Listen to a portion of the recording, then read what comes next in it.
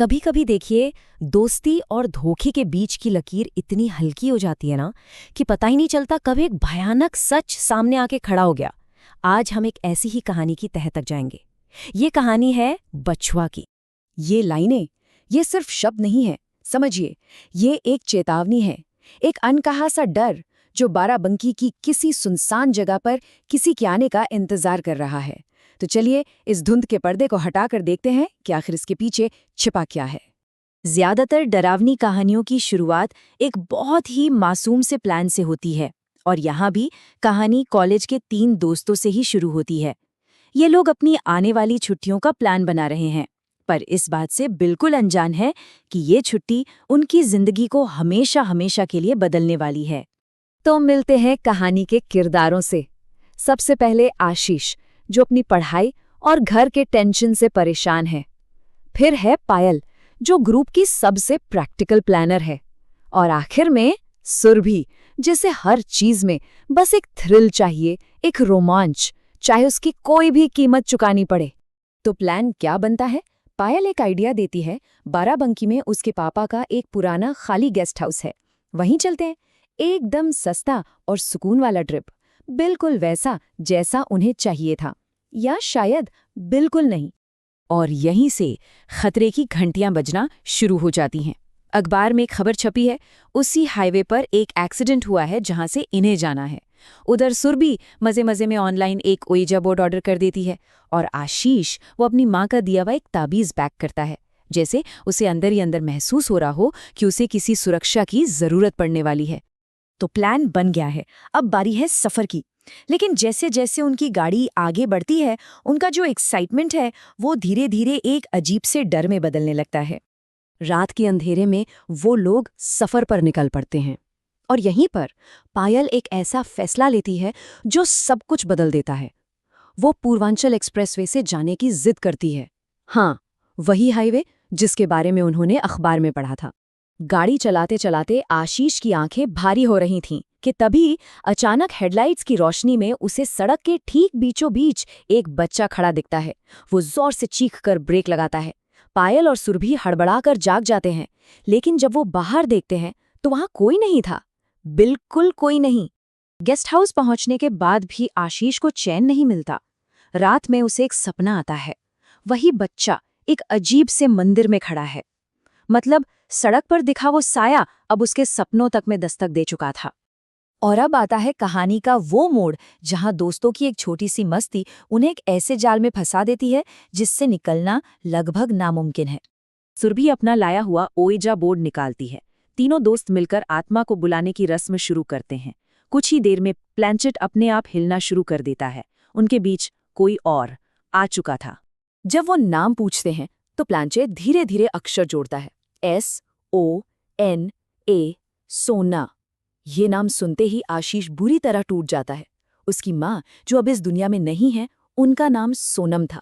उसे यकीन हो जाता है कि उसकी माँ की आत्मा उनसे बात करने आई है।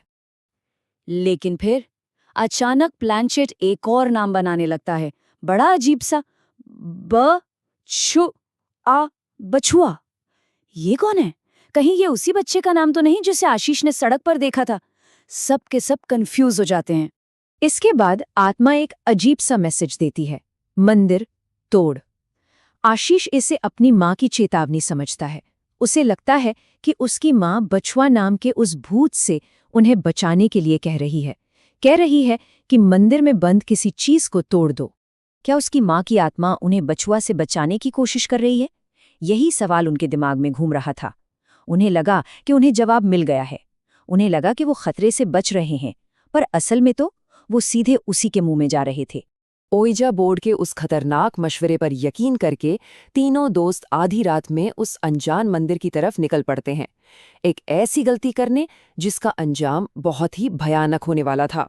मंदिर पहुंचकर वो देखते हैं कि एक त्रिशूल को मोटी मोटी जंजीरों से बांधकर ताला लगाया गया है। जैसे ही आशीष उसे तोड़ने के लिए आगे बढ़ता है, बछुआ का भूत उनके सामने आकर उन्हें रोकने की कोशिश करता है, पर वो इसे भूत का हमला समझकर उससे लड़ते हुए किसी तरह वो ताला तोड़ ही देते हैं। और बस यही उनकी सबसे बड़ी भूल थी। ताला टूटने से उन्होंने किसी को बचाया नहीं, बल्कि एक कहीं ज्यादा खतरनाक शक्ति को आजाद कर दिया था। जंजीरों के पीछे से एक औरत बाहर निकलती है, जिसके हाथ नीले थे, साड़ी का रंग खून जैसा लाल, और वो बाहर आते ही सीधा आशीष का गला पकड़ लेती है। अब दोस्तों को अपनी गलती का एहसास होता है। उन्होंने जिसे बचाने वाला समझा वो तो शिकारी था, और जिसे शिकारी समझ रहे थे वो असल में उनका रखवाला था। अब उन्हें अपनी ही आज़ाद की हुई बला का सामना करना था। घबराहट में वो वापस गेस्ट हाउस भागते हैं और फिर से ओइजा बोर्ड का इस्तेमाल करते हैं, और तब एक खौफनाक सच सामने आता है। जिस आत्मा ने खुद को सोनम बताया था वो आशीष की माँ थी ही नहीं, वो तो एक दुष्ट शक्ति थी जो उन्हें फंसा रही थी। और बछुआ, वो तो बेचारा उन्हें उसी शक्ति से बचाने की कोशिश कर रहा था। और फिर एक और सच सामने आता है जो उन्हें अंदर तक हिला देता है। ये वही आत्मा थी जिसने सालों पहले उनके दोस्त दिव्यांश की जान ली थी। ये सब कुछ एक इत्तेफाक नहीं था, ये एक पुराना बदला था जो अब पूरा होने वाला था। गेस्ट हाउस में अब आखिरी लड़ाई शुरू होती है। वो दुष्ट आत्मा उन पर हमला करती है, पायल को घायल कर देती है। तभी आशीष की नज़र बछुआ पर पड़ती है, जो मंदिर से लाए गए उस त्रिशूल की तरफ इशारा कर रहा था। आशीष एक पल में समझ जाता है कि यही मात्र हथियार है। वो अपनी पूरी ताकत लगाकर दौड़ता है, त्रिशूल उठाता है और सीधा उस आत्मा के सीने में घोंप देता है। उस दुष्ट आत्मा की राख होते ही सब कुछ एकदम शांत हो जाता है। आशीष बछुआ की तरफ देखता है। वो बच्चा जो इतनी देर से उनकी रक्षा कर रहा था, वो एक हल्की सी मुस्कान देता है और मंदिर की मूर्ति के पीछे हमेशा हमेशा के लिए गायब हो जाता है। उसका काम पूरा हो चुका था। ये कहानी अपने पीछे एक बहुत ही परेशान करने वाला सवाल छोड़ जाती है कि अगर कभी कोई अनजानी दुनिया से मदद का हाथ बढ़ाए तो कोई कैसे भरोसा करे, कोई कैसे ये तय करे कि वो एक रखवाला है या भेस बदले कोई शैतान। इसका जवाब शायद किसी के पास नहीं है।